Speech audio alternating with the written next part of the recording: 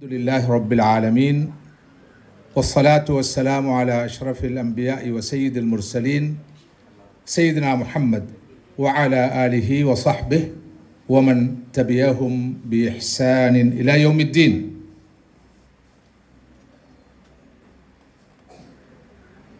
இந்த முபாரக்கான ஊருடைய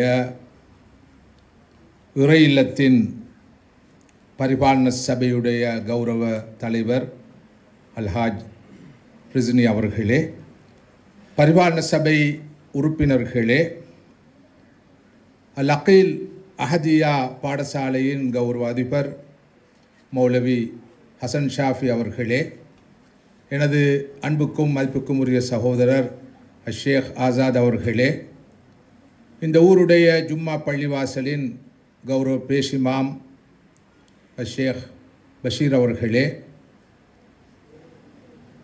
முஃப்தி அனஸ் அவர்களே, எனது அன்புக்குரிய சகோதரர் ஷேக் நவாஸ் அவர்களே, இங்கு வருகை தந்திருக்கின்ற மரியாதைக்குரிய உலமாக்களே,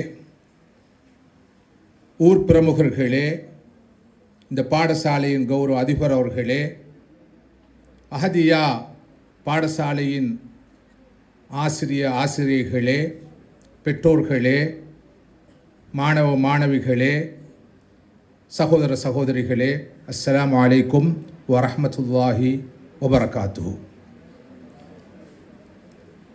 நான் இந்த ஊருக்கு சமூகம் தருகின்ற மூன்றாவது சந்தர்ப்பம் இது.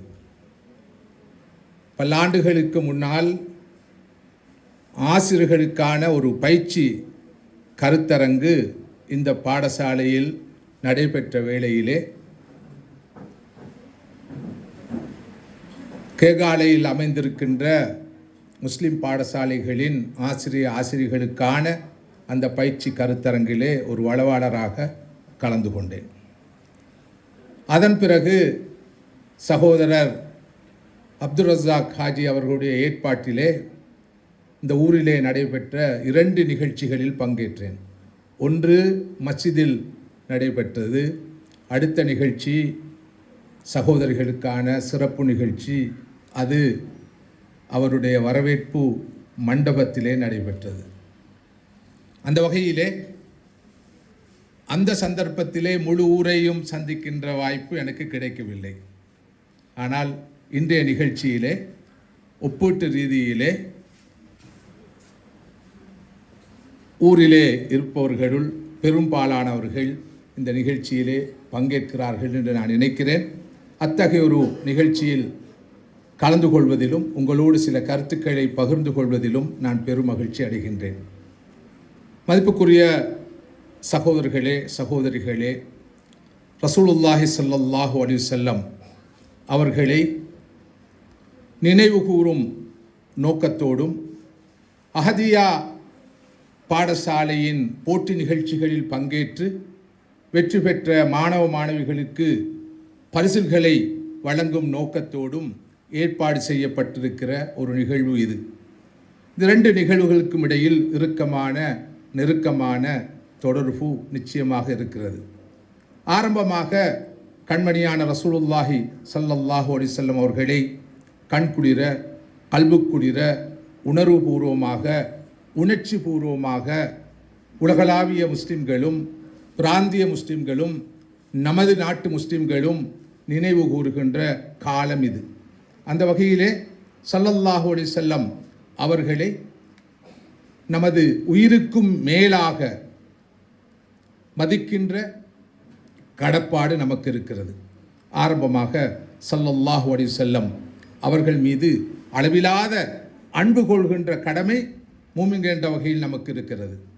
இது ஸல்லல்லாஹு அலைஹி வஸல்லம் அவர்களுக்கு நானும் நீங்களும் நிறைவேற்ற வேண்டிய முதலாவது கடமை. ஸல்லல்லாஹு அலைஹி வஸல்லம் அவர்களை நேசிப்பது, அளவு கடந்து நேசிப்பது, அளவிலாமல் நேசிப்பது. அந்நபியு அவுலா பில் முஃமினீன மின் அன்ஃபுஸிஹிம், மூமின்களுக்கு தமது உயிரை விட இந்த நபி முக்கியமானவர், முன்னுரிமை பெறுபவர் என்று அல் குர்ஆன் சொல்கிறது. லா யுமினு அஹதுக்கும் ஹத்தா அகூன ஹப்ப இலைஹி மின் வாலிதிஹி வ வலதிஹி வன்னாசி அஜ்மாயின். ஒருவருக்கு தன்னை விட, தனது பெற்றோரை விட, ஏன் எல்லா மனிதர்களை விடவும் நான் அன்புக்குரியவராக இல்லாமல் இருக்கும் வரைக்கும் அவர் உண்மையான மூமினாக இருக்க முடியாது என்று சொன்னார்கள் ரசூலுல்லாஹி ஸல்லல்லாஹு அலைஹி வஸல்லம் அவர்கள்.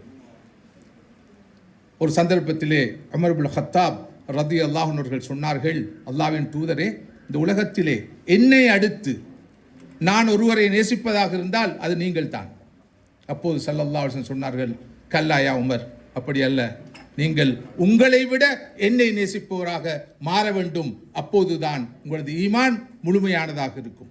அப்போது உமர் ரலியல்லாஹு அன்ஹு அவர்கள் சொன்னார்கள், இந்த கணப்பொழுது முதல் அல்லாஹ்வின் தூதரே, நான் என்னை விட, என் உயிரை விட உங்களை நேசிக்கிறேன். அப்போது ஸல்லல்லாஹு அலைஹி சொன்னார்கள், இப்போதுதான் உங்களது ஈமான் முழுமையடைந்தது, சம்பூர்ணமானது என்று. எனவே ஸல்லல்லாஹு அலைஹி வஸல்லம் அவர்களே, இன்று அல்ல, நேற்று அல்ல, ரபியுல் அவ்வல் மாதத்தில் அல்ல, எல்லா காலங்களிலும் நேசிக்கின்ற, அளவில்லாமல் நேசிக்கின்ற மிகப்பெரிய கடப்பாடு நம் அனைவருக்கும் இருக்கிறது. இரண்டாவதாக, ஸல்லல்லாஹு அலைஹி வஸல்லம் அவர்களை நேசிப்பது போலவே அவர்களை கௌரவிக்கின்ற கடப்பாடு நமக்கு இருக்கிறது. அவர்களுக்கு முழுமையான மரியாதை கொடுக்கின்ற கடப்பாடு நமக்கு இருக்கிறது. அல்லாஹ் சுப்ஹானஹு வ தஆலா அல் குர்ஆனிலே பலவிதமாக, பல பாணிகளில் ஸல்லல்லாஹு அலைஹி வஸல்லம் அவர்களை கௌரவித்திருக்கிறான். அல்லாஹ்வுடைய ரசூல் ஸல்லல்லாஹு அலைஹி வஸல்லம் அவர்களை கௌரவிப்பதற்காக அவர்கள் வாழ்ந்த காலத்தை அல்லாஹ் கண்ணியப்படுத்தி இருக்கிறான், ஊரை கண்ணியப்படுத்தி இருக்கிறான், அவருடைய மனைமாரை கண்ணியப்படுத்தி இருக்கிறான். ஸல்லல்லாஹு அலைஹி வஸல்லம் அவர்களது செவிப்புலனை, பார்வையை, கேள்வியை, உள்ளத்தை, சிந்தனையை அனைத்தையும் அல்லாஹ் கௌரவப்படுத்தி இருக்கிறான். அந்த அளவுக்கு ஸல்லல்லாஹு அலைஹி வஸல்லம் அவர்கள் கௌரவமானவர்கள், மரியாதைக்குரியவர்கள். எனவே நபி ஸல்லல்லாஹு அலைஹி வஸல்லம் அவர்களை கௌரவப்படுத்துகின்ற, அதி உன்னத நிலையில் வைத்து கௌரவப்படுத்துகின்ற கடப்பாடு நமக்கு இருக்கிறது. மூன்றாவது, ஸல்லல்லாஹு அலைஹி வஸல்லம் அவர்களுக்கு நானும் நீங்களும் நிறைவேற்ற வேண்டிய மிக முக்கியமான மற்றொரு கடமைதான் நபி ஸல்லல்லாஹு அலைஹி வஸல்லம் அவர்களுக்கு கட்டுப்படுவது, வழிபடுவது. அவர்கள் கொண்டு வந்த ஷரியாவை, அவர்கள் கொண்டு வந்த குர்ஆனை, அவர்கள் கொண்டு வந்த சுன்னாவை, அவர்களுடைய வழிமுறையை நாம் நமது வாழ்க்கையில் எடுத்து நடப்பது, இது மூன்றாவது கடமை. உண்மையில் நாம் ஸல்லல்லாஹு அலைஹி வஸல்லம் அவர்கள் மீது உண்மையான அன்பு கொண்டிருக்கிறோம், நாம் ஸல்லல்லாஹு அலைஹி வஸல்லம் அவர்களை கௌரவிக்கிறோம், அவர்கள் மீது மரியாதை வைத்திருக்கிறோம் என்பதற்கான அறிகுறியாக இருப்பது, ஆரோக்கியமான அறிகுறியாக இருப்பது ஸல்லல்லாஹு அலைஹி வஸல்லம் அவர்களுக்கு வழிபடுவதும் அவர்களை பின்பற்றுவதும் தான். ஸல்லல்லாஹு அலைஹி வஸல்லம் அவர்களுடைய வாழ்க்கை முறையை பொருட்படுத்தாமல், ஸல்லல்லாஹு அலைஹி வஸல்லம் அவர்களது வழிமுறையை பொருட்படுத்தாத நிலையிலே ஒருவர் ஸல்லல்லாஹு அலைஹி வஸல்லம் அவர்கள் மீது அன்பு கொண்டிருக்கிறோம் என்று சொல்வதானது, அவர்களை மதிக்கிறோம் என்று சொல்வதானது தூய்மையானதாக, ஒரு உண்மையான நிலைப்பாடாக இருக்க முடியாது. எனவே மிக முக்கியமானது ஸல்லல்லாஹு அலைஹி வஸல்லம் அவர்களுடைய வாழ்க்கை முறையை, அவர்கள் கொண்டு வந்த இந்த தீனை நமது வாழ்க்கையிலே கடைபிடிப்பது தான். அந்த வகையிலே மதிப்புக்குரிய சகோதரர்களே, சகோதரிகளே, ஸல்லல்லாஹு அலைஹி வஸல்லம் அவர்கள் சொன்ன ஒவ்வொரு செய்தியையும் நாம் உள்வாங்கி நமது வாழ்க்கையிலே அந்த செய்தியை எடுத்து நடக்க கடமைப்பட்டிருக்கிறோம். அந்த வகையிலே ஸல்லல்லாஹு அலைஹி வஸல்லம் அவர்கள் அல்லாஹ்வின் சார்பிலே, வஹி என்ற பெயரிலே முதலாவது இந்த உலகத்துக்கு சொன்ன செய்தி என்ன? இக்ரா, இக்ரா, ஓதுங்கள், படியுங்கள், வாசியுங்கள். ஆயிரம் ஆயிரம் செய்திகளை சொல்ல வந்த அல் குர்ஆன், ஆயிரம் ஆயிரம் செய்திகளை சொல்ல வந்த ரசூலுல்லாஹி ஸல்லல்லாஹு அலைஹி வஸல்லம் அவர்கள் முதன்மைப்படுத்தி, முன்னுரிமைப்படுத்தி முதலாவது சொன்ன செய்தி இக்ரா, வாசியுங்கள், ஓதுங்கள், படியுங்கள். அல் குர்ஆன் இறங்கிய வரிசைப்படி பார்த்தால் அடுத்து இறங்கிய வசனம் என்ன தெரியுமா? நூன் வல் கலமி வமா யஸ்துரூன் என்ற வசனம். நூன் என்ற எழுத்தின் மீது சத்தியமாக, பேனாவின் மீது சத்தியமாக, அந்த பேனாவை கொண்டு எழுதப்படுகின்ற நூல்கள், புத்தகங்கள் மீது சத்தியமாக. சுப்ஹானல்லாஹ், ரப்புல் ஆலமீனான அல்லாஹ் எழுத்தின் மீது சத்தியம் செய்கிறான் என்றால் எழுத்து எவ்வளவு புனிதமானது, முக்கியத்துவம் வாய்ந்தது. பேனாவின் மீது சத்தியம் செய்கிறான் என்றால் பேனா எவ்வளவு முக்கியமானது, புனிதமானது. புத்தகங்கள் மீது, நூல்கள் மீது சத்தியம் செய்கிறான் என்று சொன்னால் புத்தகங்கள் எவ்வளவு புனிதமானவை, முக்கியத்துவம் வாய்ந்தவை. எனவே நான் உம்மத்து இக்ரா, நானும் நீங்களும் இக்ராவுடைய சமூகம். உம்மத்து நூன் எழுத்துடைய சமூகம், உம்மத்துல் கலம் எழுதுகோள் பேனாவுடைய சமூகம், உம்மத்துல் குத்துப் புத்தகங்களுடைய சமூகம். முஸ்லிமுடைய அடையாளம் பேனா, முஸ்லிமுடைய அடையாளம் எழுத்து, முஸ்லிமுடைய அடையாளம் புத்தகம், நூல். எனவே இந்த மார்க்கம் அறிவை அடிப்படையாக கொண்டு கட்டியெழுப்பப்பட்ட மார்க்கம். அறிவில்லாத இடத்திலே இந்த மார்க்கத்தில் யாருக்கும் இடம் இருக்காது. அறிவுதான் அடிப்படை. நானும் நீங்களும் வாழ்ந்து கொண்டிருக்கிற இந்த காலத்தை நாலேஜ் பேஸ்ட் ஈரான் சொல்கிறார்கள். இது அறிவு மைய யுகம் என்று சொல்கிறார்கள். இன்று எல்லாமே அறிவுமயப்படுத்தப்பட்டிருக்கிறது. Knowledge based economy, knowledge workers இன்று மிகப்பெரிய ப்ராப்பர்ட்டியாக, மிகப்பெரிய சொத்தாக பார்க்கப்படுவது இன்டெலெக்சுவல் ப்ராப்பர்ட்டி, புலமை சொத்து. அறிவுதான் இன்று மிகப்பெரிய சொத்து. ஒரு காலம் இருந்தது காசு பணம் சொத்தாக பார்க்கப்பட்டது, ஒரு வைத்திருக்கிற காணி பூமி சொத்தாக பார்க்கப்பட்டது. இப்போது மிகப்பெரிய சொத்து புலமை சொத்து. இந்த உலகிலே மிகப்பெரிய கோடீஸ்வரர்கள் எல்லாம் அறிவை புலமையை சுமந்தவர்கள் தான். பில்கேட்ஸுடைய சொத்து புலமை சொத்து. இப்படி இன்று உலகத்திலே ஜான் பவான்களாக இருப்பவர்கள் எல்லாம் தமது அறிவை பொருளாதாரமாக வைத்து கோடிகளை சம்பாதிப்பவர்கள் தான். ஆனால் 1500 ஆண்டுகளுக்கு முன்னரேயே ஸல்லல்லாஹு அலைஹி வஸல்லம் அவர்கள் முஸ்லிம் சமூகம் என்பது அறிவுமய சமூகமாக இருக்க வேண்டும், அது இக்ராவுடைய சமூகம், அது கலமுடைய சமூகம், அது நூனுடைய சமூகம், அது புத்தகங்களுடைய சமூகம் என்பதை பிரகடனம் செய்து விட்டார்கள். ஸல்லல்லாஹு அலைஹி வஸல்லம் அவர்கள் சொன்ன ஹதீஸ்களை நாம் பார்க்க வேண்டும். சஹீஹ் புகாரியாக இருக்கலாம், சஹீஹ் முஸ்லிமாக இருக்கலாம், எந்த ஒரு ஹதீஸ் தொகுப்பை எடுத்து பார்த்தாலும் கிதாபுல் இல்ம், அறிவு பற்றி பேசுகின்ற, அறிவு தொடர்பான ஹதீஸுகளை தருகின்ற ஒரு தனியான அத்தியாயம் இருக்கும். கிதாபு திப், சஹீஹ் புகாரி அடங்கலான ஹதீஸ் கிரந்தங்களிலே மருத்துவம் பற்றி ஸல்லல்லாஹு அலைஹி வஸல்லம் அவர்கள் சொன்ன ஹதீஸுகளை தொகுத்தரும் தனியான அத்தியாயம் இருக்கிறது. எனவே நமது மார்க்கம் அறிவு மார்க்கம், அறிவியல் மார்க்கம், சிந்தனையின் மார்க்கம், ஆய்வின் மார்க்கம். குர்ஆனுடைய வசனங்கள் எப்படி முடியும்? அவர்கள் சிந்திக்கவில்லையா? சீதூக்கி பார்க்கவில்லையா? அறிவுள்ளவர்களுக்குத்தான் இது புரியும், ஆராய்வர்களுக்குத்தான் இது விளங்கும், சீர்தூக்கி பார்ப்பவர்களுக்குத்தான் சொல்லப்படும் விஷயங்களிலே பாடம் இருக்கிறது, படிப்படி இருக்கிறது என்றெல்லாம் அல் குர்ஆன் சொல்வதை பார்க்கிறோம். எனவே முஸ்லிம் சமூகம் கடந்த சுமார் 2 நூற்றாண்டு காலமாக, 200 ஆண்டுகளாக இந்த மகத்தான அறிவு பாரம்பரியத்தை இழந்துவிட்டது. ஒரு புத்தகம் இருக்கிறது, 1001 இன்வென்ஷன்ஸ் முஸ்லிம் ஹெரிட்டேஜ் இன் அவர் வேர்ல்டு. பெரிய புத்தகம். என்னிடம் ஒரு பிரதி இருக்கிறது. உலகத்துக்கு முஸ்லிம்கள் கொடுத்த 1001 கண்டுபிடிப்புகள். முஸ்லிம்களால் மருத்துவத்துறைக்கு, கணிதத்துக்கு, புவியியலுக்கு, வானவியலுக்கு, கர்ப்பவியலுக்கு, பௌதிகவியலுக்கு, ரசாயனவியலுக்கு, இப்படி அறிவியல் துறைகளுக்கு முஸ்லிம் அறிஞர்களால், விஞ்ஞானிகளால் வழங்கப்பட்ட 1001 கண்டுபிடிப்புகளை அந்த ஆய்வு நூல் உள்ளடக்கி இருக்கிறது. உலகம் மத்திய காலத்திலே மிடில் ஏஜ் என்று வழங்குவார்கள். காரிருளிலே அறிவு சூன்யத்தில் இருந்த போது உலகத்துக்கு அறிவொளியை பரப்பியவர்கள் முஸ்லிம்கள் தான். ஆனால் துரதிர்ஷ்டவசமாக அந்த 1001 கண்டுபிடிப்புகள் 1001 கண்டுபிடிப்புகளாகவே இருப்பதை பார்க்கிறோம். 2ஆக, 5ஆக, 10ஆக, 100ஆக மாறவில்லை. ஏனென்றால் நமது பார்வை மாறிவிட்டது, நமது சிந்தனை மாறிவிட்டது, நமது பெருமானங்கள் மாறிவிட்டன, நமது விழுமியங்கள் மாறிவிட்டன. அறிவல்லாத மற்றொன்றை நோக்கி நாம் போக ஆரம்பித்து விட்டோம்.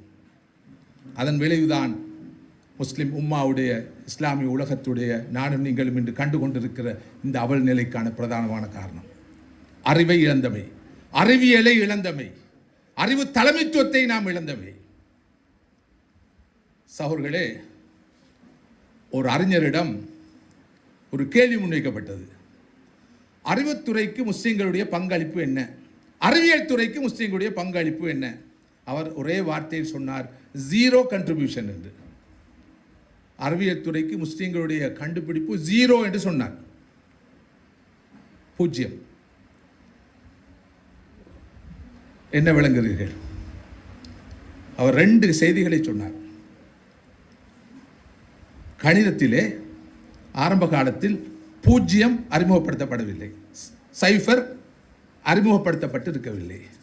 ரோம இலக்கங்களிலே 0 கிடையாது. அரபிகள் தான் முதல் தடவையாக பூஜ்ஜியத்தை அறிமுகப்படுத்தினார்கள். இந்த பூஜ்ஜியத்தை அறிமுகப்படுத்தியதற்கு பிறகுதான் உலகிலே அறிவியல் துறையில், விஞ்ஞானத் துறையில் மிகப்பெரிய புரட்சி நடைபெற்றது. பெரும் பெரும் கண்டுபிடிப்புகள் எல்லாம் அதனை தொடர்ந்துதான் உலகத்துக்கு கிடைத்தன. பூஜ்ஜியம் தான் அதுக்கு காரணம். எனவே முஸ்லிம்களுடைய அறிவியல் துறை பங்களிப்பு, விஞ்ஞானத்துறை பங்களிப்பு பூஜ்ஜியம். பூஜ்ஜியம் இல்லை என்றால் இந்த 21ஆம் நூற்றாண்டில் நானும் நீங்களும் கண்டு கொண்டிருக்கிற இந்த முன்னேற்றம் இருக்காது. நீங்கள் கணித துறை சார்ந்த ஆசிரியர்களிடம் அல்லது இந்த துறை சார்ந்த விற்பனர்களிடம் கேட்டால் இது பற்றிய விரிவான விளக்கத்தை தருவார்கள். அந்த அளவுக்கு முக்கியமானது பூஜ்ஜியம். அன்றும் முஸ்லிம்களுடைய பங்களிப்பு பூஜ்ஜியம் அறிவியல் துறைக்கு. இன்றும் நமது காலத்திலும் முஸ்லிம்களுடைய அறிவியல் துறைக்கான பங்களிப்பு பூஜ்ஜியம் தானே. அன்றும் பூஜ்ஜியம், இன்றும் பூஜ்ஜியம். எப்போதும் நாங்கள் இந்த முன்னோர் வழி நிற்பவர்கள். நமது முன்னோர்கள் எதை செய்தார்களோ அதைத்தான் செய்வோம். அவர்கள் பூஜ்ஜியத்தை அறிமுகப்படுத்தி பங்களிப்பு செய்தார்கள், அது பூஜ்ஜிய பங்களிப்பு. இன்று நாங்கள் எதுவும் செய்யாமல் பங்களிப்பு செய்கிறோம், அதுவும் பூஜ்ஜியம் தான். எனவே அதை பெருமையாக சொல்லிக் கொள்ளலாம். அந்த வகையில் தான் அவருடைய பதில் அமைந்தது ஜீரோ கண்ட்ரிபியூஷன் என்று. இது ஒரு ஆரோக்கியமான நிலை அல்ல, இது சந்தோஷப்படக்கூடிய ஒரு நிலை அல்ல.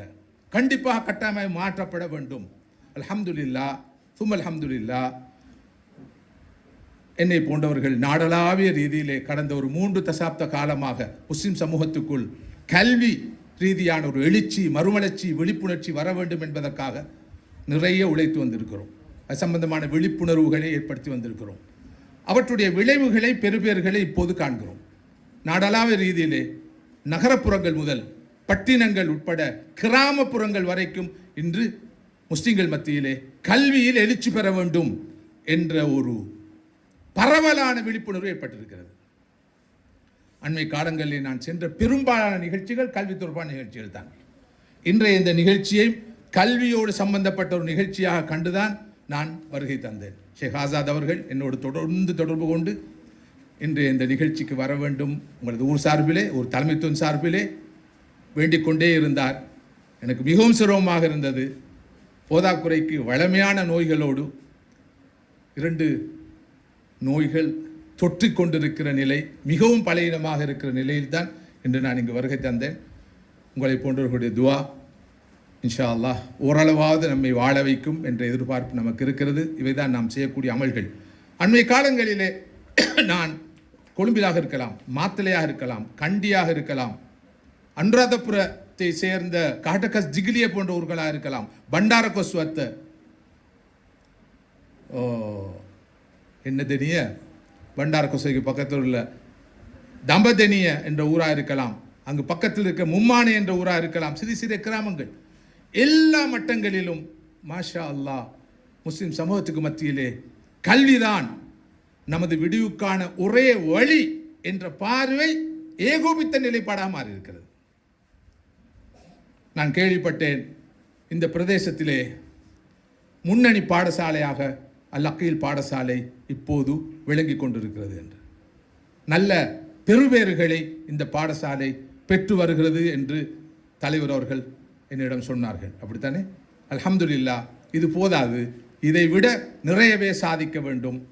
உங்களால் சாதிக்க முடியும். அதற்கான வாய்ப்புகள், வளங்கள், வசதிகள், உணர்வு, ஈடுபாடு, அர்ப்பணம், தியாகம் எல்லாம் இருப்பது எனக்கு விளங்குகிறது.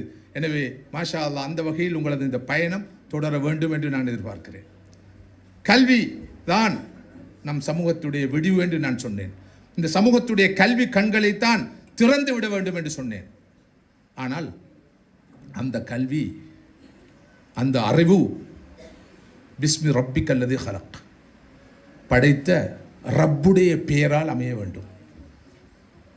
ஆழமான இறை விசுவாசத்தை அடிப்படையாக கொண்ட கல்வியாக அமைய வேண்டும் என்றால் பல போது பரவலாக நாம் பார்க்கிறோம். கல்வியை கற்கிறார்கள், இந்த பொது கல்வியை தேடுகிறார்கள், நல்ல பட்டங்களை பெறுகிறார்கள், உயர் பதவிகளை பெறுகிறார்கள். ஆனால் அவருடைய தனிப்பட்ட வாழ்க்கையிலோ, குடும்ப வாழ்க்கையிலோ, சமூக வாழ்க்கையிலோ மார்க்க விழுமியங்கள் பேணப்படுவதில்லை. அத்தகையவர்களை உருவாக்குவதில் எந்த பிரயோசனமும் இல்லை. மாஷா அல்லாஹ். நான் அண்மையிலே ஒரு ஊருக்கு போனேன். அந்த ஊருடைய பேர் மதவாக்குளம். மதவாக்குளம் கேள்விப்பட்டிருக்க மாட்டீங்க. அங்கு போய் நிகழ்ச்சிகள் செய்தேன். அதுக்கு பக்கத்திலே வல்பொத்துவேவ என்ற ஒரு சிறிய கிராமம் 500 லட்சம் குடும்பங்கள் தான் இருக்குது. மாஷா அல்லாஹ், அந்த ஊருடைய பாடசாலை இன்று நாடளாவிய ரீதியில் பேசப்படும் பாடசாலை. அதாவது பொறுப்புணர்ச்சியோடு சொல்கிறேன், தமிழ் மொழி மூல இலங்கை பாடசாலைகளில் தேசிய மட்டத்தில் முதலாவது இடத்தில் அந்த வல்பொத்துவேவ முஸ்லிம் பாடசாலை என்று இருக்கிறது. கடந்த வருஷம் தான் இந்த ஆண்டுக்கான பல்கலைக்கழக அனுமதியிலே 85 பேர் அந்த கிராமத்தில் இருந்து அல்ல அந்த கிராமத்து பாடசாலையில் கற்று அக்கம் பக்கத்தில் இருந்தெல்லாம் வந்து படிக்கிறார்கள். கற்று கலை பிரிவுக்கு பல்கலைக்கழக அனுமதி பெற்றிருக்கிறார்கள். 30 லட்சம் பேர் விஞ்ஞான பிரிவுக்கு அனுமதி பெற்றிருக்கிறார்கள். எத்தகைய சாதனை சிந்தித்து பாருங்கள். அத்தகைய ஒரு பின்தங்கிய பிரதேசத்தை சேர்ந்த அல்லது பிரதேசத்தில் அமைந்திருக்கிற ஒரு கிராமத்து பாடசாலை இவ்வளவு சாதிக்க முடியும் என்றிருந்தால், இந்த ஊரை பொறுத்தவரையிலே அக்கம் பக்கத்திலே நகரங்கள் அமைந்திருக்கிற எல்லா வாய்ப்புகள், வசதிகள், வளங்கள் இருக்கிற ஒரு ஊர். எனவே நாம் சிறிய ஊர், கொஞ்சம் பேர் தான் இருக்கிறோம், பெரிய வளங்கள் இல்லை என்று நம்மால் சாட்டுப்போக்கு சொல்ல முடியாது. நிறைய மாற்றங்களை கொண்டு வரலாம். ஆனால் எங்கும் நான் வலியுறுத்த ஒரு கருத்து இருக்கிறது. கண்டிப்பாக நமது ஊர்களில் இருந்து மருத்துவர்கள் உருவாக வேண்டும், பொறியியலாளர்கள் உருவாக வேண்டும், கணக்கியல் துறை நிபுணர்கள் உருவாக வேண்டும், சட்டத்துறை நிபுணர்கள் உருவாக வேண்டும், சட்டத்தரணிகள் உருவாக வேண்டும். வேறு வேறு வேறு துறைகளில் எல்லாம் நம் ஊர்களில் இருந்து அடுத்த இளம் தலைமுறையினர் உருவாகி வர வேண்டும். ஆனால் நிபந்தனை இக்ரா பிஸ்மி ரப்பிக்கல் லதீ ஹலக், ஆழமான ஈமானை அடிப்படையாக கொண்டதாக அவருடைய அறிவு தேடல் அமைய வேண்டும். சுலைமானிய அறிவாக இருக்க வேண்டும், துல்கர்னையினுடைய அறிவாக இருக்க வேண்டும். சுலைமான் அலைஹிஸ்ஸலாத்து வஸ்ஸலாம் அவர்களுக்கு அல்லாஹ் அற்புதமான அறிவை கொடுத்திருந்தான், பரந்த விருந்த அறிவை கொடுத்திருந்தான். எந்த அளவுக்கு என்றால், காற்று, தண்ணீர், நெருப்பு அடங்கலான பஞ்சபூதங்கள் என்று வர்ணிக்கப்படுகிற எல்லா சக்திகளும் அவருடைய கட்டுப்பாட்டின் கீழ் இருந்தன. நெருப்பை அவர்கள் கட்டுப்படுத்துவார்கள், தண்ணீரை கட்டுப்படுத்துவார்கள், காற்றை கட்டுப்படுத்துவார்கள். அந்த அளவுக்கு அறிவும் ஆற்றலும் திறமையும் இருந்தது. இதை பார்த்து அந்த காலத்து மக்கள் சுலைமான் அலைஹிஸ்ஸலாத்து வஸ்ஸலாம் அவர்களை பாராட்டினார்கள், மெச்சினார்கள். உங்களது அறிவு என்ன, ஆற்றல் என்ன, திறமை என்ன என்று சொன்னபோது சுலைமான் அலைஹிஸ்ஸலாம் அவர்கள் என்ன சொன்னார்கள் என்று குர்ஆன் சொல்கிறது.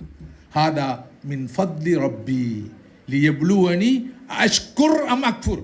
இது என்னுடைய ஆற்றலோ திறமையோ அல்ல, எனது ரப்பு எனக்கு செய்த மாபெரும் அருள். நான் நன்றியுள்ள அடியானாக நடந்து கொள்கிறேனா, நன்றி கெட்ட விதத்தில் நடந்து கொள்கிறேனா என்பதை சோதித்து பரீட்சித்து பார்ப்பதற்காகவே ரப்பு எனக்கு இந்த அருளை தந்திருக்கிறான். இந்த உணர்வு ஒரு மருத்துவரிடம் இருக்க வேண்டும், ஒரு பட்டதாரிடம் இருக்க வேண்டும், ஒரு பொறியாளரிடம் இருக்க வேண்டும், ஒரு பணக்காரர் இருக்க வேண்டும், ஒரு செல்வந்தனிடம் இருக்க வேண்டும். இல்லாத போது எனது ஆற்றல், எனது அறிவு, எனது திறமை, எனது உழைப்பு என்று இருமாப்பு கொள்கின்ற ஒரு போக்குதான் சமூகத்துக்குள். படிப்பு கூடாக வரும் என்றால், பணத்துக்கூடாக வரும் என்றால், அந்த படிப்பு அர்த்தமற்ற படிப்பு, அந்த பணம் அர்த்தம் இல்லாத பணம். துல்கர்னைன் மிகப்பெரிய ஒரு அறிவியல் மேதையாக இருந்தார். அவருக்கு அற்புதமான தொழில்நுட்பம் தெரிந்திருந்தது. பாதிக்கப்பட்ட ஒரு சமூகத்தை அநியாயக்காரந்து காப்பாற்றுவதற்காக அவர் சில உலோகங்களையும் வேறு வகையான மூலப்பொருட்களையும் பயன்படுத்தி ஒரு பெரிய மதிலை கட்டி எழுப்பினார், ஒரு சமூகத்தை இன்னொரு சமூகத்திலிருந்து பாதுகாக்க. இதை பார்த்த மக்கள் பெருமைப்படைந்தார்கள், வியப்படைந்தார்கள், ஆச்சரியப்பட்டார்கள், அதிசயப்பட்டார்கள். சுப்ஹானல்லாஹ், இது எத்தகைய அறிவு, ஆற்றல், திறமை! இவ்வாறு அந்த மக்கள் துல்கர்னைனை பாராட்டிய போது, மெச்சிய போது, துல்கர்னைன் எப்படி பதில் சொன்னார், எவ்வளவு அடக்கமாக பதில் சொன்னான்னு பாருங்கள். ஹாதா ரஹ்மத்தும் மிர் ரப்பி, இது என்னுடைய அறிவோ ஆற்றலோ ஒன்றுமல்ல, எனது ரப்பு எனக்கு செய்த ரஹ்மத், அருள். ஃபைதா ஜா வஅது ரப்பி ஜஅலஹு தக்கா வ கான வஅது ரப்பி ஹக்கா.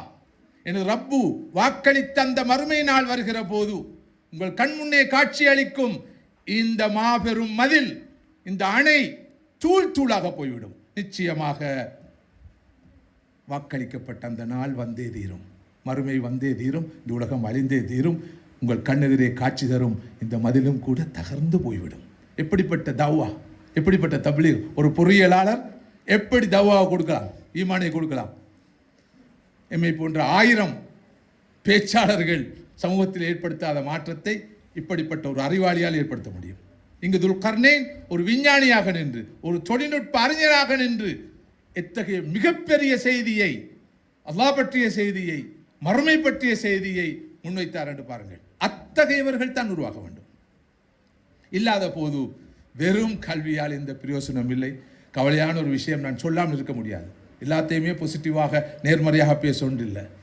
கடந்த காலத்திலே முஸ்லிம் சமூகத்திலே கல்வி எழுச்சிக்காக, கல்வி மறுமலர்ச்சிக்காக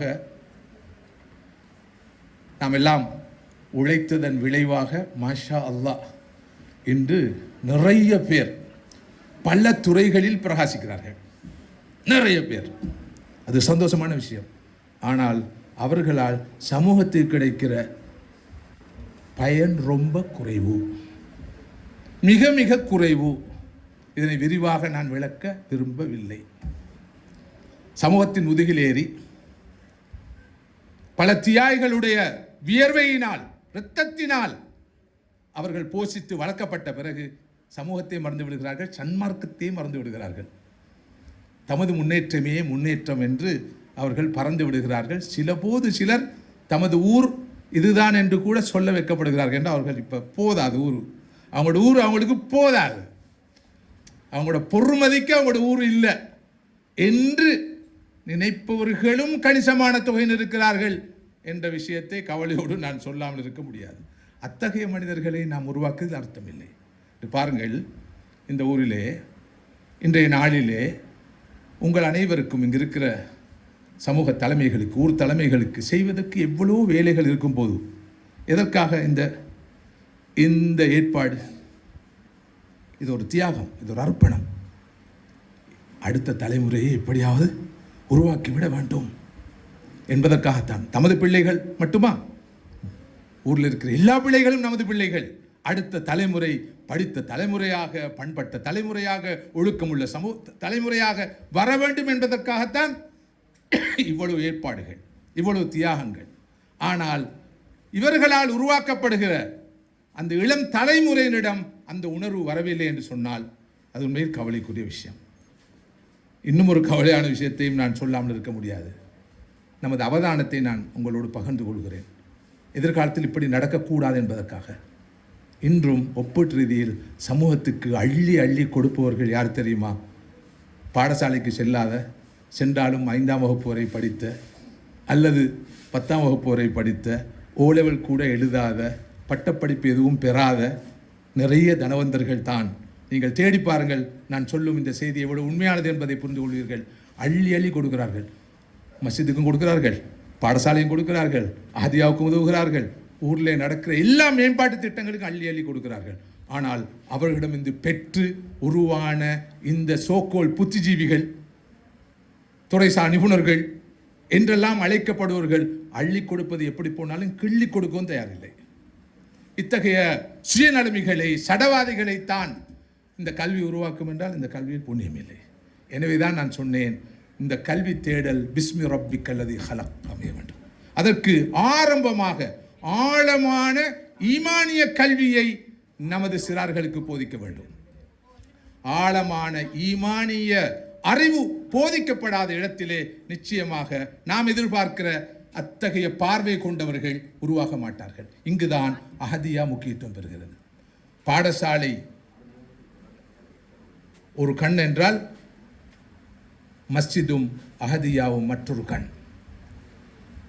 பாடசாலை கூடாக இந்த உணர்வுகளை ஓரளவு தான் கொடுக்க முடியும் என்றால், பாடசாலைக்கென்று ஒரு கரிக்குலம் இருக்கிறது, சிலபஸ் இருக்கிறது, நிர்வாக கட்டமைப்பு இருக்கிறது, கட்டுப்பாடுகள் இருக்கின்றன. எல்லா விஷயங்களையும் பாடசாலை கூடாக கொடுக்கலாம் என்று எதிர்பார்க்க முடியாது. ஆனால் அல்லாஹ்வுடைய கிருபையிலே இந்த நாட்டிலே முஸ்லிம்களுக்கென்று நமது விழுமியங்களை பேணி, கலாச்சாரத்தை பேணி, பண்பாடுகளை பேணி, நமது மார்க்க போதனின் அடிப்படையிலே நாம் நமது சிறார்களை உருவாக்க வேண்டும் என்பதற்காகத்தான் 800க்கு அதிகமான பாடசாலைகள் நமக்கென்று தரப்பட்டிருக்கின்றன, முஸ்லிம் பாடசாலைகள் உத்தியோகபூர்வமாக. ஆனாலும் பாடசாலை கூடாக போதிக்க முடியாத நிறைய விஷயங்களை அஹதியா கூடாக நாம் போதிக்கலாம். குறிப்பாக இந்த காலத்திலே மார்க்க ரீதியாக செயற்பட்டு கொண்டிருந்த அமைப்புகளுடைய செயற்பாடுகள் குறைந்திருக்கிற காரணத்தினால் பிரதான நீரோட்டத்தில் இருக்கிற அஹதியா கூடாக மிகப்பெரிய ஒரு பங்களிப்பை செய்ய முடியும். அந்த வகையில் நான் சந்தோஷப்படுகிறேன். அல் அஹீல் அஹதியா பாடசாலை இத்தகைய ஒரு பொறுப்பான காத்திரமான அறிவு பணியை முன்னெடுத்து வருவதை ஏற்று அஹதியாவுக்கும் எனக்கும் இடையிலே சுமார் 35 ஆண்டு கால தொடர்பு இருக்கிறது. அஹதியா ஆசிரியர்களுக்கான பயிற்சி கருத்தரங்குகளிலே நான் பங்கேற்று வந்திருக்கிறேன். அவர்களுக்கான வழிகாட்டு நிகழ்ச்சிகளிலே பங்கேற்று வந்திருக்கிறேன். அஹதியாவுடைய பரிசல் விழாக்களிலே நான் பங்கேற்று வந்திருக்கிறேன். குறிப்பாக அஹதியாவுடைய பாடவிதானத்தை தயாரிப்பதில் அதுக்கு தேவையான வழிகாட்டி நூல்களை தயாரிப்பதிலே பங்களிப்பு செய்யக்கூடிய சந்தர்ப்பத்தை அல்லாஹ் எனக்கு தந்திருக்கிறான். எனவே அஹதியாவுடைய பெருமானத்தை கனதியை புரிந்தவர்களில் நானும் ஒருவன். எனவே கண்டிப்பாக ஊர் தலைமை, ஊர் பாடசாலை, ஊர் மஸ்ஜித், ஊரில் இருக்கிற உலமாக்கள் அனைவரும் இந்த அஹதியா விஷயத்தில் கூடிய கவனம் செலுத்த வேண்டிய கடப்பாடு உங்களுக்கு இருக்கிறது. அஹதியா நமக்கு கிடைத்திருக்கிற ஒரு அருள், ஒரு வளம்.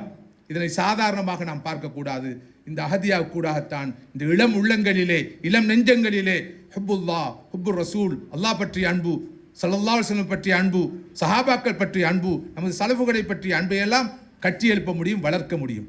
அதே போல ஆழமான ஈமானை கொடுக்க முடியும். என்றால் ஆழமான இறை நம்பிக்கை இல்லாத இடத்திலே நாம் அறிவை பெற்றாலும், செல்வத்தை பெற்றாலும், அறிவு செல்வத்தை பெற்றாலும், பொருட்செல்வத்தை பெற்றாலும், எதை பெற்றாலும் அதில் பிரயோசனம் இல்லை. நமது முதல் தர முன்னுரிமையாக இந்த தர்பியத்துல் ஈமானியா, ஈமானிய பயிற்சி அமைய வேண்டும். ஸல்லல்லாஹு அலைஹி வஸல்லம் அவர்கள் உருவாக்கிய சமூகம் ஈமானை அடிப்படையாக கொண்ட சமூகம் தான். நமது இந்த சிறார்களும், இந்த மாணவ மாணவிகளும், இந்த எதிர்கால தலைமுறையினரும் இந்த வகையிலே வீட்டிலும், மஸ்ஜிதிலும், பாடசாலையிலும், அஹதியாவிலும் ஆழமான இறை நம்பிக்கை ஊட்டப்பட்டு வளர்க்கப்பட வேண்டும். ஸல்லல்லாஹு அலைஹி வஸல்லம் அவர்கள் உருவாக்கிய அந்த சமூகம், சஹாபாக்கள் உருவாக்கிய அந்த சமூகம் எத்தகைய ஆரோக்கியமான ஈமானை கொண்டிருந்தது என்பதற்காக ஒரு 2 உதாரணங்களை சொல்லாமல் நினைக்கிறேன். உமர் ரலியல்லாஹு அன்ஹுடைய ஆட்சி காலம். அவர்கள் எப்போதும் நாட்டு நடப்பை கண்டறிவதற்காக மாறு வேடம் பூண்டு செல்வார்கள். பழமை போல அவர்கள் மாறு வேடம் பூண்டு செல்கிற போது ஒரு குடிசையிலே ஒரு உரையாடல் கேட்கிறது. தாயும் மகளும் உரையாடி கொண்டிருக்கிறார்கள். தாய் என்று இவர்கள் நினைத்த அந்த பெண் மகளை பார்த்து சொல்கிறாள், மகளே, நமக்கு ஒரு ஆட்டு மந்தை இருக்கிறது. அந்த ஆட்டு மந்தையிலிருந்து பால் கறந்து நாங்கள் வருமானத்தை பெற்றுக்கொள்கிறோம். ஆனால் அந்த வருமானம் போதாத மகளே, நாளை முதல் நாங்கள் கொஞ்சம் பாலிலே தண்ணீரை கலப்போம். அப்போது அந்த மகள் சொல்கிறாள், இல்லை தாயே, அமீருல் முஃமினீன் உமர் ரலியல்லாஹு அன்ஹு அவர்கள் பாலிலே தண்ணீர் கலக்கக்கூடாது என்று கட்டளை பிறப்பித்திருக்கிறார்கள். அது செய்யக்கூடாது மகள் தாயே என்று சொல்ல, தாய் சொல்கிறார், என்ன மகளே, நாம் பாலிலே தண்ணீர் கலப்பதை அமீருல் முஃமினீன் என்ன வந்து பார்த்து கொண்டா இருக்கிறார் என்று சொன்னபோது அந்த மகள் சொன்னாள், வஐன ரப்பு அமீருல் முஃமினீன், வஐன ரப்பு அமீருல் முஃமினீன். நாம் பாலிலே தண்ணீர் கலப்பதை அமீருல் முஃமினீன் உமர் பார்க்காத போதும் அமீருல் முஃமினீனுடைய ரப்பு பார்த்து கொண்டிருக்கிறானே தாயே, எப்படி நாம் இந்த கலப்படத்தை செய்ய முடியும், மோசடி செய்ய முடியும்? இதை கேட்டு உமர் ரலியல்லாஹு அவர்கள் கண் கலங்குகிறார்கள், கண்ணீர் வடிக்கிறார்கள், பேரானந்தம் கொள்கிறார்கள். நம் சமூகத்து உறுப்பினர்கள் எந்த அளவு தூரம் ஈமானை பொறுத்தவரை ஆரோக்கியமாக இருக்கிறார்கள் என்பதை நினைத்து புலாங்கிதம் அடைகிறார்கள். வீடு செல்கிறார்கள், தனது பிள்ளைகளை அழைக்கிறார்கள். திருமணம் முடிக்காதவர் யார் என்று கேட்கிறார்கள். ஆசிம் திருமணம் முடிக்கவில்லை, நான் திருமணம் முடிக்கவில்லை தந்தை என்று சொல்ல, மகனே, உனக்கு ஒரு வாழ்க்கை துணை அமைந்திருக்கிறாள். இந்த இடத்திலே இருக்கிற, இந்த குடிசையிலே இருக்கிற அந்த பெண் பிள்ளை தான் உனக்கு வாழ்க்கை துணை என்று சொல்ல ஆசிம் ஏற்றுக்கொள்கிறார். இருவரும் திருமணம் முடிக்கிறார்கள். அவர்களுக்கு ஒரு பிள்ளை கிடைக்கிறது, ஒரு பெண் குழந்தை. அந்த பெண் குழந்தையை அப்துல் அசீஸ் மணம் முடிக்கிறார். அவர்களுக்கு பிறந்த குழந்தை தான் உமர் பின் அப்துல் அசீஸ் ரஹ்மத்துல்லாஹி அவர்கள், ஹாமிசுல் குலஃபாய் ராஷிதீன், 5வது ஹலீஃபா என்று வர்ணிக்கப்படுவார். எப்படி பாருங்கள், ஒரு ஈமானிய குடும்பத்துக்கு, ஒரு ஈமானிய பெற்றோருக்கு எத்தகைய பரிசு இந்த உலகத்தில் கிடைக்கிறது. நான் இங்கே என்ன சொல்ல வருகிறேன் என்றால், அந்த பாலைவன சூழலிலே, அந்த 7ஆம் நூற்றாண்டிலே படிப்பறிவு இல்லாத காலம் என்று, அறிவியல் வளராத காலம் என்றெல்லாம் சொல்லப்படுகிற அந்த காலத்திலே அந்த சாதாரண ஏழை பெண் பிள்ளையிடம் எத்தகைய ஆழமான இறை நம்பிக்கை இருந்தது. மோசடி செய்யக்கூடாது, ஏமாற்றக்கூடாது, நம்பிக்கை துரோகம் செய்யலாகாது, பண்பாடாக நடக்க வேண்டும், நாகரிகமாக நடக்க வேண்டும், ஒழுக்கமாக நடக்க வேண்டும், நியாயமாக நடக்க வேண்டும். இதுதான் அறிவு. அறிவு என்றால் இதுதான் அறிவு, வாழ்க்கைக்கான அறிவு. எப்படி வாழ்வது என்பதற்கு தேவையான அறிவு தான் உண்மையான அறிவு. அப்படி இல்லாமல் அறிவு என்றால் சர்டிபிகேட் ஓரியன்ட், மணி ஓரியன்ட், ஜாப் ஓரியன்ட். அறிவென்றால் சான்றிதழ் கிடைக்க வேண்டும், அறிவென்றால் தொழில் கிடைக்க வேண்டும், அறிவென்றால் பணம் கிடைக்க வேண்டும். இதுதான் அறிவு என்றால் அறிவுடைய புனிதத்துவத்தை நாம் கெடுக்கிறோம். ஒரு காலத்தில் மிக புனிதமான சேவைகளாக கருதப்பட்ட 2 சேவைகள் இருக்கின்றன. ஒன்று மருத்துவம், அடுத்த ஆசிரியம். ஆசிரியம் ஒன்று மருத்துவம், அடுத்தது ஆசிரியம். துரதிர்ஷ்டவசமாக அந்த 2 துறைகளும் இன்று வருமானத்துக்கான பெரிய வழிகளாக பார்க்கப்படுகின்றன. குறிப்பாக பொம்பளை பிள்ளை எப்படியாவது டீச்சர் ஆக்கிடணும். டீச்சர் ஆக்கிட்டா லேசாக கரை சேர்க்கலாம். ஏண்டா மாசிக்க கெவியுமே கிரமேட்ட இன்ஸ்டால்மெண்ட் டவுரி மாதம் கிடைக்கும். மாப்பிள்ளை பொண்ணுக்காக வராட்டியும் டீச்சருக்காக வருவார். 2வது ஊர்லேயே டீச்சிங் எடுத்துக்கொள்ளையிலும், ஊர்லேயும் ஊர் ஸ்கூல்லையே டீச்சிங் எடுத்துக்கொள்ளையிலும். பிரின்சிபல் மாமா, இங்கே நான் ஊரை பற்றி எதுவும் தெரியாது எனக்கு. டீச்சர் பிரின்சிபல் மாமா, வைஸ் பிரின்சிபல் சாச்சா, ரைட்? ஊடு பக்கத்தில், மாஷா அல்லாஹ். அதுக்கு பிறகு லீவ் இருக்குது வேண்டிய மட்டும். ஸ்ரீலங்கால மாதிரி டீச்சர்ஸுக்கு, குறிப்பாக எங்களோட டீச்சர்ஸுக்கு லீவு கிடைக்கிற ஒரு நாடு உலகத்தில் இல்லை. இதை விட பாக்கியம் வேற என்ன வேணும்? டீச்சிங் என்றது, ஆசிரியம் என்பது தொழில் அல்ல, அது சேவை, புனிதமான சேவை. அது ஒரு மிஷன், நோபல் மிஷன். ஏதோ வாழ்வாதாரத்துக்கு ஏதோ கிடைக்கிறது, அதை எடுத்துக்கொள்ளத்தான் வேண்டும். ஆனால் யாரும் டீச்சிங்கை வருமானத்துக்கான வழியாக சிந்தித்தால் அது மன்னிக்க முடியாத குற்றம். நானும் ஒரு ஆசிரியர், கண்ணாடி வீட்டிலிருந்து கொண்டு கல் எறியக்கூடாதுன்னு சொல்வார்கள். நானும் 41 வருஷமாக ஆசிரியராக இருப்பவன். ஆசிரியர் தொழில் செய்பவன் அல்ல, ஆசிரியர் பணியில் இருப்பவன், ஒரே இடத்தில் அப்படியே குந்தி இருப்பவன். எனவே நான் பேசுகின்ற போது ஒரு முறைக்கு இருமுறை எனது நிலைப்பாட்டை யோசித்து தான் பேச வேண்டும். எனவே இந்த மருத்துவமும் ஆசிரியமும் இன்று சுப்ஹான் அல்லாஹ் எப்படி வருமானத்துக்கான வழியாக, அதிகம் உழைப்பதற்கான வழியாக பல மட்டங்கள் மாறி இருக்கிறது என்பதை நீங்கள் பார்க்க வேண்டும். இந்த நிலை இருக்கக்கூடாது. அப்படிப்பட்ட படிப்பாளிகளை, பட்டதாரிகளை உருவாக்குவதில் புண்ணியம் இல்லை. அதற்கான ஒரே வழி அஹதியாக்களுக்கூடாக, மதரசாக்களுக்கூடாக ஆழமான ஈமானை கொடுப்பதுதான், இந்த இறை நம்பிக்கையை கொடுப்பதுதான். அப்போதுதான் அங்கே நாம் எதிர்பார்க்கிற பெண்கள், ஆண்கள் உருவாக முடியும். ஒரு நாள் அப்துல்லா இப்னு உமர் ரதியல்லாஹு அன்ஹுமா அவர்கள் பாலைவனத்துக்கூடாக ஒரு பயணம் மேற்கொண்டிருக்கிறார்கள். அங்கே ஒரு இடையனை காண்கிறார்கள். இவனுடைய ஈமான், இறை நம்பிக்கை எப்படி இருக்கிறது என்பதை பரிசித்து பார்ப்போம் என்பதற்காக அந்த இடையனை அழைக்கிறார்கள். ஒரு இளைஞன் ஓடி வந்தான். தம்பி, நமக்கு ஒரு ஆடு வேணும், அறுத்து சமைத்து சாப்பிடுவதற்கு. ஒரு ஆட்டை தந்துவிடு, அதுக்குரிய விலையை நாம் தந்து விடுகிறோம். அவன் சொன்னான், பெரியவரே, இது எனது ஆட்டு மந்தை அல்ல, எனது எஜமானனுடைய ஆட்டு மந்தை. நான் ஒரு அடிமை, நான் எஜமானனுக்காக இந்த ஆடுகளை மேய்ப்பவன், அப்படியெல்லாம் தர முடியாது. என்ன பேத்தனமாக பேசுகிறாய்? ஆட்டை தந்துவிடு, விலையை நாம் தந்து விடுகிறோம், தொகையை தந்து விடுகிறோம். மாலையில் வீட்டுக்கு சென்றால் எஜமானர் ஒரு ஆட்டை காணவில்லை என்று சொல்ல போகிறார். பாலைவனத்திலே ஒரு ஓனாய் ஒரு ஆட்டை பிடித்து சாப்பிட்டு விட்டது எஜமானரை சொல்லிவிட வேண்டியது பிரச்சனை முடிந்துவிடும் என்று சொன்னபோது, அந்த 7ஆம் நூற்றாண்டிலே நமது பார்வையில் படிப்பறிவு இல்லாத, பட்டங்கள் எதுவும் பெறாத, ஸ்காலர்ஷிப் எக்ஸாம் எழுதாத, ஓலெவல் பரீட்சைக்கு தோற்றாத, அட்வான்ஸ் அவளை காணாத, பல்கலைக்கழகம் என்றால் என்ன என்று தெரியாத அந்த சூழலிலே ஆடுகளை மேய்த்து கொண்டிருந்த ஒரு அடிமை, எந்த சுதந்திரத்தையும் பெறாத ஒரு அடிமை, இப்னு உமர் ரலியல்லாஹு அன்ஹு அவர்களை பார்த்து, யாரென்றே தெரியாது அவனுக்கு, என்ன கேட்டான்? வஐனல்லாஹ், வஐனல்லாஹ், எனது எஜமானர் இங்கு இல்லை, என்னை உங்களையும் பார்ப்பதற்கு. ஆனால் அல்லாஹ் பார்த்து கொண்டிருக்கிறானே, எங்கிருந்தாலும் அவன் பார்ப்பானே, கண்காணிப்பானே. எப்படி நான் மோசடி செய்ய முடியும், பொய் சொல்ல முடியும், எனது எஜமானை ஏமாற்ற முடியும்? முடியாது பெரியவரே என்று சொல்ல இப்னு உமர் ரலியல்லாஹு அன்ஹு அவர்கள் வஐனல்லாஹ், வஐனல்லாஹ், வஐனல்லாஹ் என்று திரும்ப திரும்ப சொன்னவர்களாக கண்ணீர் வடித்து அழுதார்கள். அந்த எஜமானை போய் சந்தித்தார்கள். இந்த அடிமையை நான் விலைக்கு வாங்க வேண்டும் என்று சொன்னார்கள். அவன் பெருந்தொகையை சொன்னான், தொகை கொடுத்து வாங்கினார்கள்.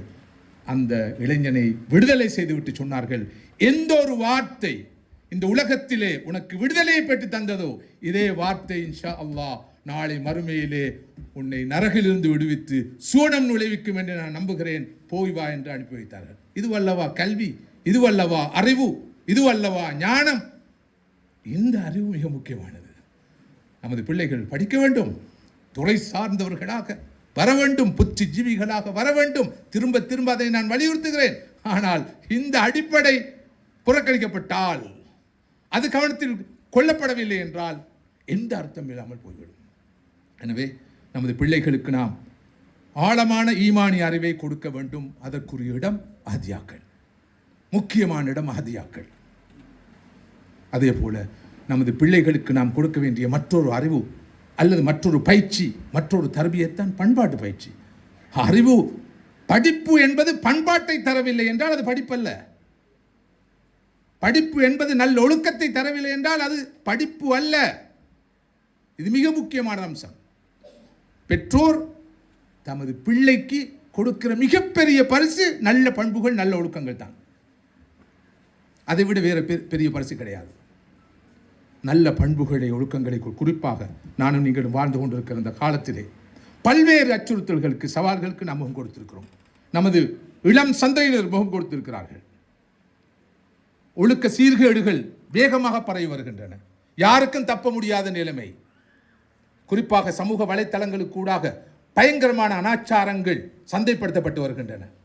இந்த கட்டத்திலே நமது சிறார்களை, இளைஞர்களை, யுவதிகளை, எதிர்கால தலைமுறையினரை பாதுகாக்கின்ற மிகப்பெரிய கடப்பாடு இருக்கிறது. அவர்களுக்கு ஆழமான பண்பாட்டு பயிற்சியை வழங்க வேண்டிய தேவை இருக்கிறது. எனவே பாடசாலையாக இருக்கலாம், அஹதியாவாக இருக்கலாம், வெறும் அறிவை மாத்திரம் தகவல்களாக கொடுப்பது மாத்திரமல்ல, ஆழமான பண்பாட்டு பயிற்சியை கொடுக்க வேண்டும். மறுபக்கம் அவர்களுடைய உடல் ஆரோக்கியத்தை பேணுவதற்கான வழிகாட்டல் வழங்கப்பட வேண்டும். அறிவு என்பது அனைத்தையும் அடக்கும், வெறும் தகவல்கள் மட்டுமல்ல. இவற்றோடு அவருடைய உள ரீதியான பிரச்சனைகள் என்ன என்பதை அடையாளம் கண்டு அவற்றுக்கான தீர்வுகள் வழங்கப்பட வேண்டும். நான் நேரத்தை கவனத்தில் கொண்டு இப்போது சுருக்கிறேன். ஏனென்றால் அசான் இன்னும் சில நிமிடங்களில் சொல்லப்படும். அதுக்கு முன்னால் எனது உரையை நிறைவு செய்வதுதான் பொருத்தமானது. பொதுவாக பிரதமதியாக அழைக்கப்படுபவர் கொஞ்சமாக தான் பேச வேண்டும்.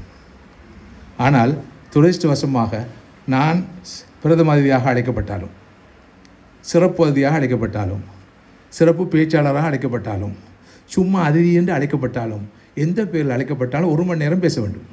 எனக்கு மட்டும் உரிய நிபந்தனை அது. எனவே எனக்கு தெரியும், பிரதமதின்னு சும்மா சொல்லிக்கொண்டாலும் நீங்கள் கூப்பிட்டு இருக்கிறது சத்தம் போடுறதுக்கு என்று. ஓகே, அதனால் விரும்பாமலோ நான் பேச நிர்பந்திக்கப்பட்டிருக்கிறேன். ஜஸாக்குமுல்லாஹ் ஹைரன். மதிப்புக்குரிய சகோதரர்களே, சகோதரிகளே, அஹதியா அமைப்பு பார்க்கிற பார்வைக்கு எளிமையான ஒரு அமைப்பாக இருந்தாலும் அதனுடைய சேவை மகத்தானது. உண்மையில் அதனை உருவாக்கிய 1950களின் ஆரம்பத்திலே அதை ஸ்தாபித்த அந்த முன்னோடிகளுக்கு அல்லாஹ் ரஹ்மத் செய்ய வேண்டும். அவர்களுக்கு அல்லாஹ் மேலான நற்கூலியை வழங்க வேண்டும். உயர்ந்த பதவிகளை சொர்க்கத்திலே கொடுக்க வேண்டும். அவர் ஒரு சட்டத்தரணியாக இருந்த நிலையிலே முஸ்லிம் சமூகத்துடைய இந்த ஆன்மீக ரீதியான எழுச்சிக்காக நடைமுறை சாத்தியமான காத்திரமான ஒரு வழிமுறையை தான் இந்த ஞாயிறு வகுப்புகள் மூலம் ஆரம்பித்தார். இவ்வளவு பெரிய ஒரு பணி என்று பாருங்கள். மன் சன்ன சுன்னத்தன் ஹசனத்தன் ஃபலஹு அஜ்ருஹா வ அஜ்ரு மன் அமில பிஹா இலா யௌமில் கியாமா. யார் ஒரு நல்ல வழிமுறையை ஆரம்பிக்கிறாரோ அதற்குரிய கூலி அவருக்கு கிடைக்கும். அந்த வழிமுறை இருக்கும் காலமெல்லாம் கூலி கிடைத்து கொண்டே இருக்கும். எனவே நீங்களும் அப்படித்தான் இருக்க வேண்டும். நல்ல வழிகளை, முறைகளை, வழிமுறைகளை ஊரிலே உருவாக்க வேண்டும். அதற்கு முன்னோடியாக இருக்க வேண்டும். இந்த ஊரிலே வாழ்ந்தோம் என்பதற்கு அடையாளம் இருக்க வேண்டும். தடயங்களை விட்டு விட்டு செல்ல வேண்டும். அது மிக முக்கியமானது. எனவே இந்த ஊரில் இருக்கிற உலமாக்களாக இருக்கலாம், இந்த ஊரில் இருக்கிற தனவந்தர்களாக இருக்கலாம், பிரமுகர்களாக இருக்கலாம், வசதி படைத்தவர்களாக இருக்கலாம், ஒவ்வொருவரும் தன்னிடம் உள்ளதை அடுத்தவர்களோடு பகிர்ந்து கொள்ள வேண்டும். ஷேரிங் அண்ட் கேரிங், இதுதான் மார்க்கம். நம்மிடம் இருப்பதை அடுத்தோடு பகிர்ந்து கொள்வது. என்னிடம் அறிவு இருக்கிறதா, அதனை அடுத்தோடு பகிர்ந்து கொள்ள வேண்டும். என்னிடம் பொருட்செல்வம் இருக்கிறதா, அதனை அடுத்தோடு பகிர்ந்து கொள்ள வேண்டும். இதுதான் நமக்கு முன்னால் இருக்கிற மிகப்பெரிய மார்க்க பணி சகோதரர்களே. எனவே அந்த வகையிலே இன்றைய நாளிலே உங்களது ஊருக்கு வருகை தருவதற்கும் உங்களோடு சில நல்ல பயனுள்ள கருத்துக்களை பகிர்ந்து கொள்வதற்கும் எனக்கு கிடைத்த இந்த வாய்ப்பேற்று நான் மீண்டும் மீண்டும் சந்தோஷப்படுகிறேன். அதற்காக உங்கள் அனைவருக்கும் நன்றி சொல்லவும் கடமைப்பட்டிருக்கிறேன். அல்லாஹ் நாடினால் இன்ஷா அல்லாஹ் எதிர்காலங்களிலும் இந்த ஊருக்கு வருவோம். யாதும் ஊரே யாவரும் கேளீர் என்று சொல்வார்கள். அந்த வகையில் எல்லா ஊர்களும் நமது ஊர்களே, எல்லா பிள்ளைகளும் நமது பிள்ளைகளே. 2 வகையான பெற்றோர் இருக்கிறார்கள், 2 வகையான தந்தைமார் இருக்கிறார்கள். ஒரு தந்தை அபுல் விலாதா, பெற்றெடுத்த தந்தை. அடுத்தவர் அபுல் இஃபாதா, உருவாக்கிய தந்தை. பெற்றெடுத்த தந்தை மாத்திரமல்ல தந்தை, உருவாக்கியவரும் தந்தை தான். எனவே நீங்கள் விரும்பினால் 3 பேருக்கு வாப்பவாக இருந்துட்டு போகலாம். நீங்கள் விரும்பினால் 300 பேருக்கு வாப்பவாக இருந்துட்டு போகலாம். ஒரு ஆன்மீக தந்தையாக, அறிவு தந்தையாக. இப்போ நலிம் ஹாஜாரை எடுத்துக்கொண்டால் அவருக்கு பிள்ளைகள் 5 பேர் தான். அது பெற்றெடுத்த பிள்ளைகள். ஆனால் அவர் உருவாக்கிய பிள்ளைகள் கியாமத்து வரைக்கும் இருப்பார்கள். எல்லா ஊர்களும் இருப்பார்கள், எங்கும் இருப்பார்கள். எனவே வெறுமனே பெற்றெடுத்த பெற்றோராக மாத்திரம் இருக்காமல் உருவாக்கிய பெற்றோர்களாகவும் இருப்போம். அப்படி இருந்தால் ஸல்லல்லாஹு அலைஹி வஸல்லம் சொன்ன அந்த 3 சுப செய்திக்கு நாம் உட்படலாம். முதலாவது சதகா ஜாரியா, நிலையான தர்மம். 2வது இல்ம் யுன்தஃபு பிஹி, பயனுள்ள அறிவு. 3வது வலத் சாலிஹ் யதுஉ லஹு, தனக்காக துஆ செய்கிற சாலிஹான பிள்ளை.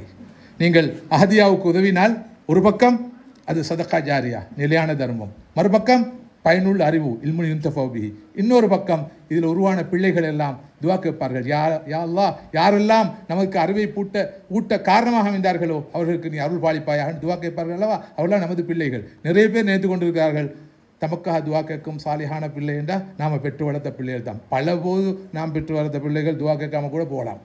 ஆனால் நாம் உருவாக்கின பிள்ளைகள் நமக்காக கையேந்துவார்கள். இது மிகப்பெரிய ஒரு உண்மை. என்னுடைய வாழ்க்கையில் நான் அனுபவிக்கிற ஒரு விஷயம் அதுதான். ஜாமியா நதீமியாவிலே கடந்த 48 ஆண்டுகளாக நான் இருக்கிறேன். 41 வருஷமாக அங்கு ஒரு ஆசிரியனாக பணிபுரிகிறேன். அதே போல் இலங்கையிலே மற்றும் பல கல்வி நிறுவனங்களோடும் கலாசாலைகளோடும் எனக்கு தொடர்பு இருந்து வந்திருக்கிறது. இங்கெல்லாம் நூற்றுக்கணக்கான அல்லது ஆயிரக்கணக்கான சொன்னால் பிழையாக இருக்காது, மாணவர்களை மாணவிகளை ஏதோ ஒரு வகையில் உருவாக்கி விடுகின்ற அந்த பணியிலே எளிமையான பங்களிப்பை செய்து அவர்களுடைய துஆக்களை பெற்றுக்கொள்கிற அந்த சந்தர்ப்பத்தை அல்லாஹ் தந்திருக்காங்க. இதைவிட உயர்ந்த செல்வம் வேறு எதுவும் இல்லை. ஒரு ஆசிரியனுக்கு கிடைக்கிற ஆகப்பெரிய அருள் இதான்.